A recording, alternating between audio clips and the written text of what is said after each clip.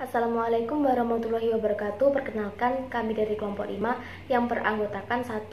Arya Putra Wahyu dengan NIM 1961107, dengan Eka Mega Silnerini dengan NIM 1961428, saya sendiri Matul Latifah dengan NIM 1961418. Di sini kami akan membahas tentang pemasaran global. Pemasaran global, globalisasi, produksi dan distribusi produk dan jasa yang memiliki keseragaman tipe dan kualitas di seluruh dunia. Globalisasi pasar. Sebagian besar industri mengalami globalisasi yang dipicu oleh 4C, Customer, Cost, Country, and Competition. 1. Faktor pelanggan, Customer Driver. A. Kesamaan kebutuhan pelanggan. B. Pelanggan global. Yang kedua, faktor biaya, Cost Driver. A. Berlanjutnya tekanan untuk mencapai skala ekonomis. B. Inovasi teknologi yang semakin cepat. C. Kemajuan dalam transportasi. Yang ketiga, faktor negara, country driver. Faktor negara tergantung pada tindakan pemerintah dan faktor-faktor berikut. Yang pertama, pengurangan hambatan tarif, misalnya melalui GATT. Yang kedua, pengurangan hambatan non-tarif, misalnya Jepang yang kini semakin membuka pasarnya. Yang ketiga, pembentukan blok-blok perdagangan seperti NAFTA, pasar tunggal Eropa. Yang keempat, privatisasi berbagai sektor yang sebelumnya didominasi oleh pemerintah, misalnya Indosat. Yang keempat, faktor persaingan, competition driver. 1. Peningkatan level perdagangan dunia secara terus-menerus. Yang kedua, semakin bertambahnya jumlah perusahaan yang dimiliki oleh pihak asing. Yang ketiga, munculnya pesaing baru yang menjadi pesaing global, seperti perusahaan RSI dalam industri otomotif. Selanjutnya akan dilanjutkan rekan saya, Mas Arya.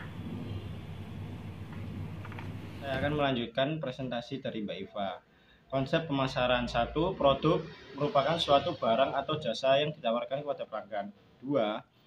Harga. Setelah menentukan produk yang akan dijual, tentukan harga yang sesuai penentuannya berdasarkan kualitas dan kerumitan proses produksi, namun tetap memperlihatkan target pasar yang dituju. 3. Tempat. Pilih lokasi strategis dan benar. Lokasi yang strategis merupakan lokasi yang ramai dilalui oleh banyak orang sehingga calon konsumen tertarik serta mudah untuk menentukan tempat jualan. 4.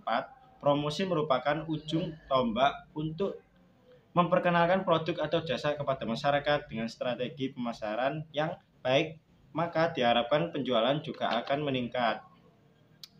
Yaitu selanjutnya, konsep strategis pemasaran. Konsep strategis pemasaran merupakan suatu perkembangan yang besar dan sejarah pemikiran pemasaran, mengubah fokus pemasaran dari pelanggan atau produk ke pelanggan dalam konteks lingkungan eksternal yang lebih luas.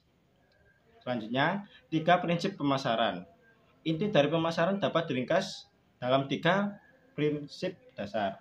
1. Yaitu mengidentifikasi tujuan dan pemasaran. 2. Kenyataan persaingan dari pemasaran. 3. Berbagai cara utama untuk mencapai 2 prinsip utama. Dan tahap-tahap dari pemasaran domestik ke pemasaran global atau transnasional. 1.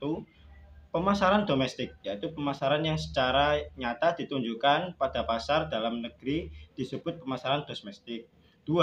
Pemasaran ekspor, yaitu adalah tahap pertama untuk menanggapi kesempatan pasar di luar negeri. Fokus dalam tahap ini adalah memanfaatkan produk di pengalaman dalam negeri.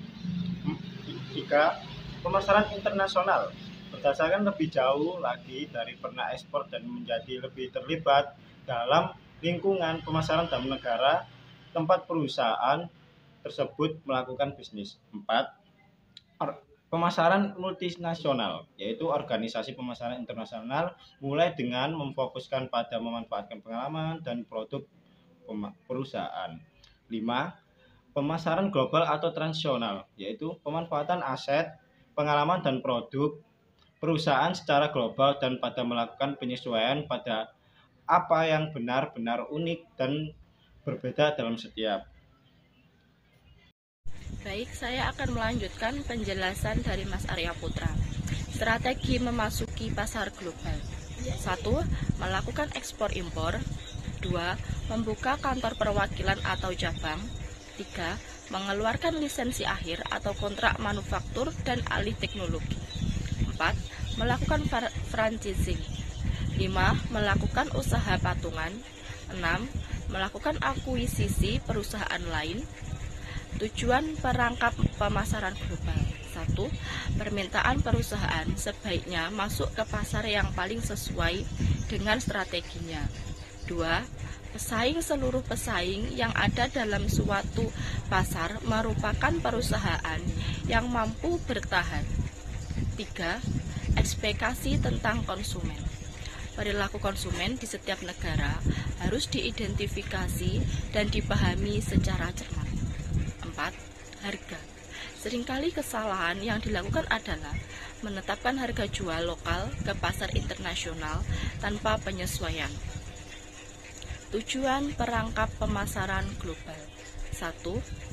Perencanaan proses ekspansi penetrasi ke suatu pasar baru bukanlah langkah tunggal. Jika perusahaan tidak melakukan langkah selanjutnya akan terperangkap kepada kesalahan. 2. Rekan bisnis. Kemampuan mitra bisnis dalam hal pemasaran tentunya sangat menentukan kesuksesan berbisnis tingkat internasional. 3. Eksklusivitas merek.